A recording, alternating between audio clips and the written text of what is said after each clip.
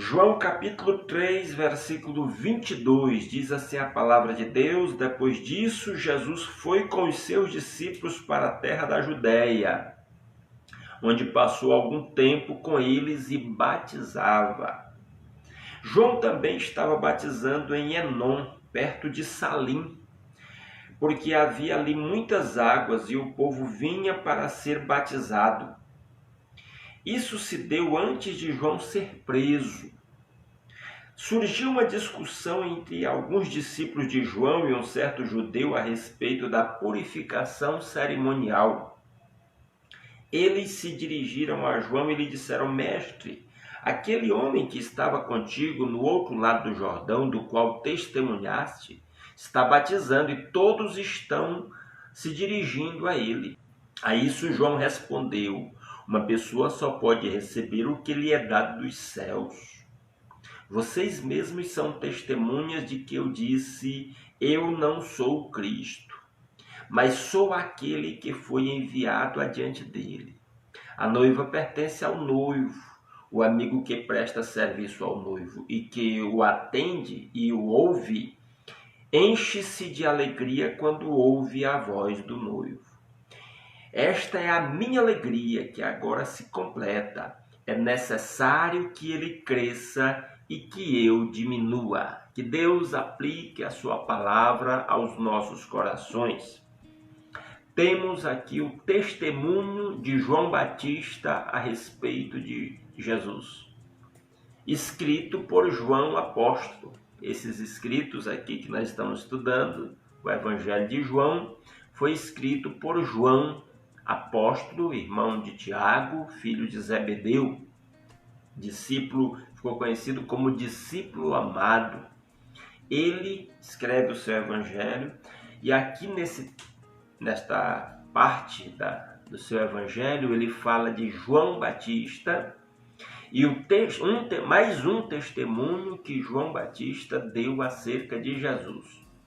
E é interessante que agora Jesus já está realizando o seu ministério, pregando, e pessoas estão indo a Jesus. E Jesus vai para a região da Judéia. E agora Jesus começa a batizar, e a Bíblia vai nos dizer no capítulo 4 que na verdade quem batiza não é Jesus, são os discípulos de Jesus que batizam os outros discípulos. Jesus não batizou ninguém. Eram os seus discípulos que batizavam outros discípulos, as pessoas que iam se tornando discípulas. E agora surge uma discussão entre as pessoas que estavam seguindo João Batista e as pessoas que estavam, os discípulos os fariseus. Os fariseus e os discípulos de João. Aí, versículo 25, surgiu uma discussão entre alguns discípulos de João e um certo judeu. Na verdade, só diz que era um judeu, né? A respeito das cerimônias lá de purificação que os judeus realizavam. Surge essa discussão lá. E eles chegam para João e questionam. Eles se dirigiram a João, no caso João Batista, e lhe disseram: Mestre, aquele homem que estava contigo no outro lado do Jordão, do qual testemunhaste, está batizando e todos estão se dirigindo a ele. A discussão entre esse judeu e os discípulos de João levou a essa indagação a João Batista. Parece que eles queriam meio que semear uma disputa entre João Batista e Jesus. João Batista agora continuava o seu ministério, mas parece que mais pessoas iam a Jesus do que vinham a João. E essas pessoas aqui, esse judeu aqui, estava questionando isso. Talvez dá a impressão de que ele queria despertar um certo ciúme em João Batista, testar João Batista, ver o que João Batista ia dizer dessa popularidade de Jesus. Jesus foi se tornando cada vez mais conhecido, as multidões eram cada vez maior que procuravam e ouviam os ensinos de Jesus.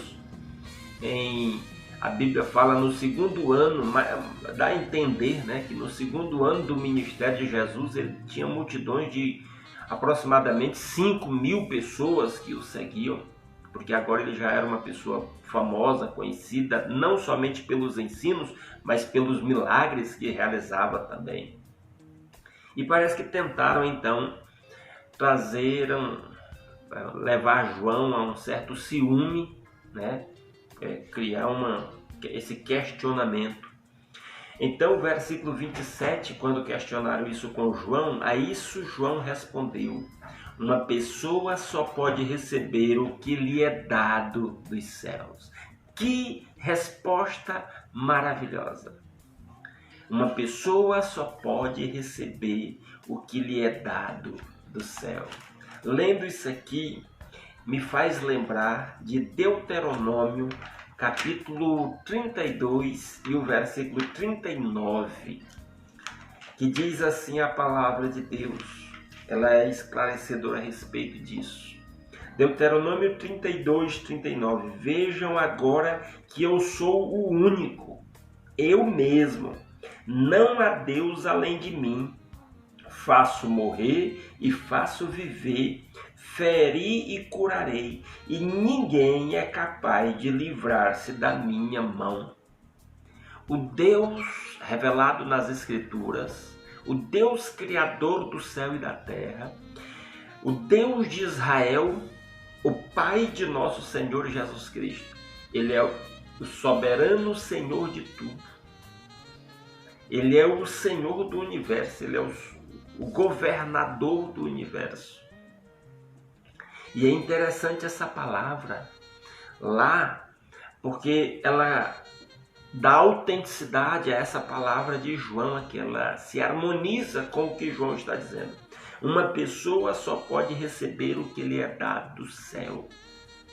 Se foi o próprio Deus que nos criou, se é o próprio Deus que mantém a nossa vida, que nos guarda, que nos preserva, que nos restaura, que nos supre. Essa palavra de João é perfeitamente compreendida. Uma pessoa só pode receber o que lhe é dado do céu.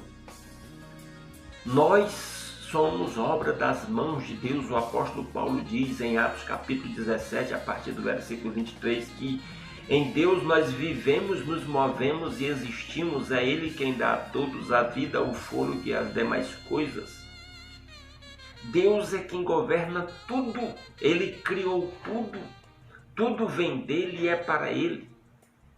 A palavra de Deus também diz lá em Romanos capítulo 11, a partir do versículo 33, porque dele, por ele, para ele são todas as coisas, glória, pois, a ele eternamente. Amém.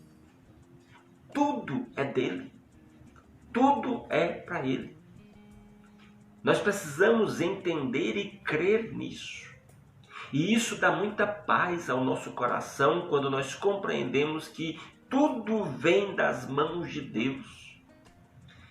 E eu acho bom falar isso aqui porque eu ouço muitas pessoas dizendo: Deus está no controle, Deus está no controle, e continuam ansiosas, com medo, preocupadas. Quando nós verdadeiramente cremos que Deus está no controle, um dos resultados disso, da verdadeira fé nisso, é paz em nossos corações. É paz, é segurança, é alegria em nossos corações. E quando a palavra de Deus diz, quando João aqui diz essas palavras, que uma pessoa só pode receber o que lhe é dado do céu, nós precisamos entender, inclusive, que as experiências ruins pelas quais nós passamos, as situações difíceis que nós vivemos, as crises, elas também vêm de Deus. Deus planejou que fosse assim. Aqui neste planeta é assim. Deus nos colocou aqui para viver estas experiências. Uma das coisas que eu estava meditando recentemente nós estamos aqui nesse planeta onde se conta o tempo, a passagem do tempo, porque a vivência na experiência do tempo é importante para nós. E as experiências difíceis, voltando ao ponto, as experiências difíceis que nós vivemos, nós precisamos entender, vêm de Deus também. Em Romanos capítulo 8, versículo 28 diz: sabemos que todas as coisas cooperam juntamente para o bem daqueles que amam a Deus, daqueles que são chamados segundo o seu propósito. Todas as coisas. E aí, mais uma vez, entram as experiências boas e as ruins. As pessoas que nos fazem bem, as pessoas que nos fazem mal. As experiências de saúde, mas também as experiências de doença. As experiências de prosperidade, mas também as experiências de necessidades. Todas elas vêm das mãos de Deus e cumprem os propósitos de Deus. Uma das coisas interessantes que eu acho lá no livro de Jó, quando Jó perdeu tudo que tinha, perdeu os filhos, perdeu os bens, perdeu a saúde, a mulher de Jó vira para ele e diz: tu ainda fica fiel a esse teu Deus, amaldiçoa o teu Deus e morre. E a resposta de Jó é incrível, ele diz assim: nós recebemos o bem de Deus e não vamos receber o mal. O Deus da Bíblia é o soberano Senhor do universo. As experiências boas e más, todas vêm das mãos dele.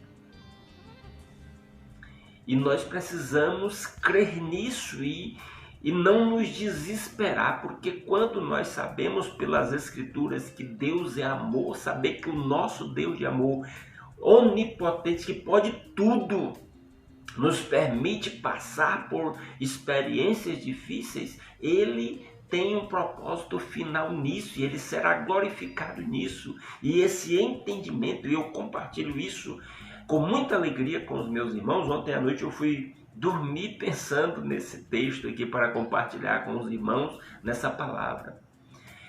Isso, porque isso enche o nosso coração de paz quando nós verdadeiramente cremos nessa palavra. Isso enche o nosso coração de segurança, isso dá segurança à nossa vida. Que coisa maravilhosa esta palavra aos nossos corações. E quando João disse isso, ele continuou dizendo: vocês mesmos são testemunhas. Eu estou lendo o verso 28. De que eu disse: eu não sou o Cristo, mas sou aquele que foi enviado adiante dele. João é muito humilde, está dando ênfase à sua posição de humildade. Ele diz: eu não estou reivindicando para mim que eu seja o Messias, que eu seja o Cristo. Vocês já me ouviram dizer que eu não sou. E ele continua dizendo: a noiva pertence ao noivo. O amigo que presta serviço ao noivo e que o atende e o ouve, enche-se de alegria quando ouve a voz do noivo. Esta é a minha alegria que agora se completa.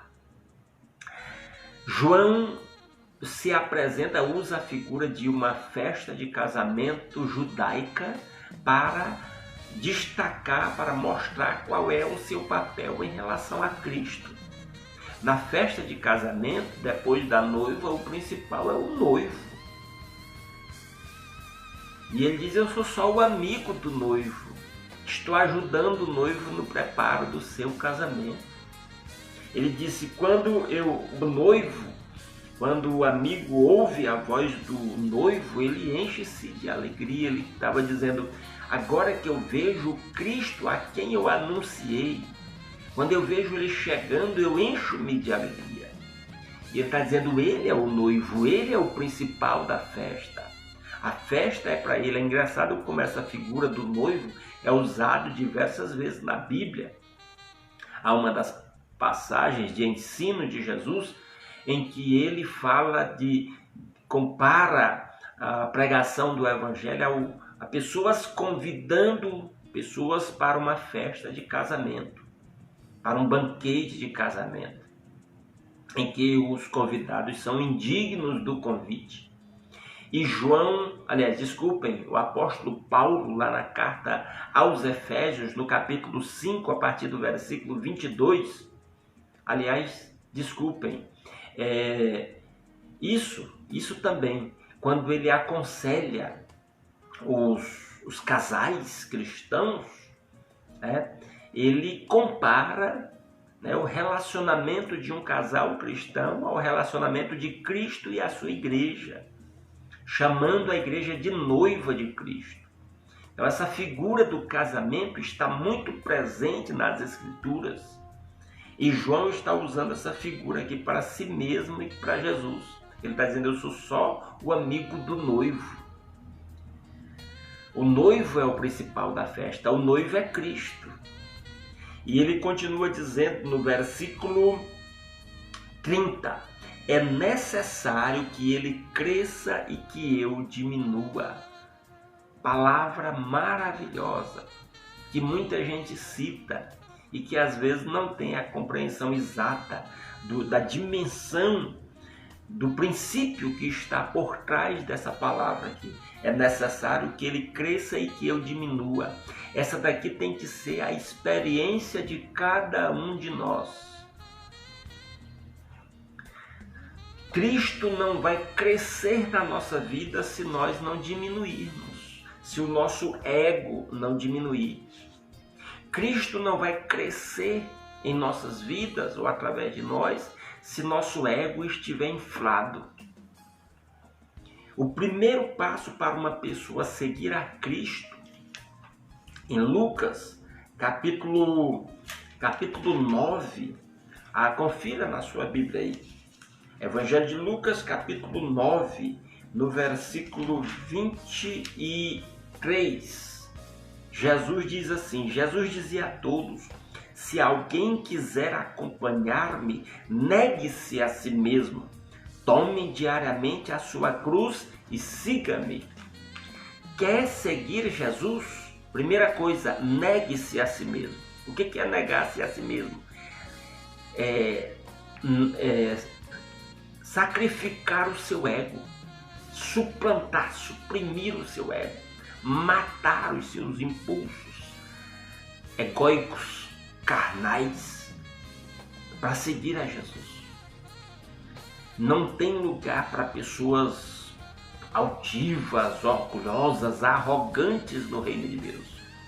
Cristo não vai reinar na vida de uma pessoa que como se diz o ditado popular, que se acha o tal. Nós temos o primeiro passo para reconhecer para andar com Cristo é reconhecer que nós não somos nada. A Bíblia diz que nós somos pó. A Bíblia diz que nós somos pecadores. Nascemos em pecado, somos gerados em pecado, somos criados em pecado. Então é preciso, esse reconhecimento de João Batista aqui é fundamental para cada um de nós. É necessário para que Cristo cresça em nós. É preciso que nós diminuamos. Claro que João estava falando isso no contexto também de crescimento, que Jesus tinha um ministério a realizar para alcançar muitas pessoas, muitos discípulos. A disputa aqui era exatamente, a discussão aqui era em torno disso. Mais discípulos estavam indo para Jesus do que vinham para João, que até então era muito conhecido. Ok, há esse princípio realmente, Jesus ia se tornar cada vez mais famoso e alcançar cada vez mais pessoas. Mas há esse outro lado também do princípio que está por trás dessa palavra. Todos nós ainda hoje precisamos entender que Cristo deve crescer e nós diminuir. O nosso ego deve diminuir, como acabamos de ler lá em Lucas 9, 23. É preciso negar-nos a nós mesmos, tomar a nossa cruz. Eu costumo pregar, compartilhar que as pessoas têm uma compreensão muito equivocada a respeito da cruz. Tem pessoas que se referem à cruz, aliás, isso é muito comum, pregadores, músicas nossas, Até hinos do nosso cantor cristão tradicional dos batistas que falam isso, que a cruz são os problemas que nós enfrentamos na vida. Não, no Novo Testamento pode procurar. Em lugar nenhum os problemas da vida são comparados à cruz. Sempre que a Bíblia fala de cruz, ou está se referindo à cruz em que Cristo foi crucificado, e quando se refere a nós, está falando de nós crucificarmos o nosso ego, a nossa carne, os nossos impulsos carnais. É condição para seguir a Cristo, é nós sermos crucificados o nosso ego, é desfazer o nosso ego. Não tem como Cristo reinar numa pessoa que vive de peito estufado, se achando tal. Essas duas coisas andam juntos. Ou nós crescemos e Cristo diminui em nossa vida, o nosso ego cresce e Cristo diminui em nossa vida, ou Cristo cresce e o nosso ego diminui em nossa vida. O apóstolo Paulo, falando sobre a cruz, ele diz: eu já estou crucificado com Cristo. E vivo não mais eu, mas Cristo vive em mim. Ele está dizendo: eu crucifiquei o meu ego. Em Gálatas capítulo 5, ali pelo versículo 24, mais ou menos, o apóstolo Paulo diz que os que são de Cristo crucificaram a sua carne com os seus desejos. É condição para Cristo reinar em nossa vida que nós crucifiquemos o nosso ego, que nós crucifiquemos a nós mesmos, que nós diminuamos. O apóstolo Paulo fala em 2 Coríntios capítulo 12, confira aí na sua Bíblia, 2 Coríntios capítulo 12, a partir do versículo 7, ele vem contando umas experiências de umas visões que ele teve, e ele diz assim: para impedir que eu me exaltasse, por causa da grandeza dessas revelações, foi-me dado um espinho na carne, um mensageiro de Satanás para me atormentar. 3 vezes roguei ao Senhor que eu retirasse de mim, mas ele me disse: minha graça é suficiente para você, pois o meu poder se aperfeiçoa na fraqueza. Olha essa palavra. Paulo diz: 3 vezes pediu a Deus para tirar um problema que ele tinha, que ele chama de um espinho na carne. E a resposta de Deus para ele foi: a minha graça é suficiente a você, pois o meu poder se aperfeiçoa na fraqueza. Isso é um princípio eterno. O poder de Deus se aperfeiçoa na nossa fraqueza. Quanto mais fracos nós somos e reconhecemos que somos, isso é muito importante, porque todos somos fracos realmente, mas são poucos os que reconhecem que são fracos e que não podem resolver seu próprio problema. Então, quando nós reconhecemos que somos fracos, e entendemos que Deus é forte, nos rendemos a Ele para que Ele reine em nossa vida, e diz: o meu poder se aperfeiçoa na fraqueza. Aí o poder de Deus se aperfeiçoa em nós, aí Deus cresce em nós. As virtudes do Espírito Santo crescem em nossa vida quando nós reconhecemos a nossa própria fraqueza. E ele continua dizendo: portanto, eu me gloriarei ainda mais alegremente em minhas fraquezas, para que o poder de Cristo repouse em mim. Paulo diz: a minha alegria é saber, é reconhecer que realmente eu sou fraco. É interessante, maravilhoso isso aqui. Aí diz: aí assim o poder de Cristo repousa em mim. Cristo cresce na vida, na experiência do apóstolo. As pessoas podem ver Cristo na vida do apóstolo porque ele sabe que ele não é nada. Ele reconhece as próprias limitações e as próprias fraquezas. Ele continua dizendo: por isso, por amor de Cristo, regozijo-me nas fraquezas, nos insultos, nas necessidades, nas perseguições, nas angústias, pois quando sou fraco é que sou forte. É princípio eterno do relacionamento com Deus. Para andar com Deus, nós precisamos reconhecer que nós não somos nada, que Ele é tudo. A glória de qualquer coisa não é para nós mesmos, é para Ele. É uma armadilha muito grande, às vezes, a gente fazer alguma coisa boa. Eu fico muito preocupado.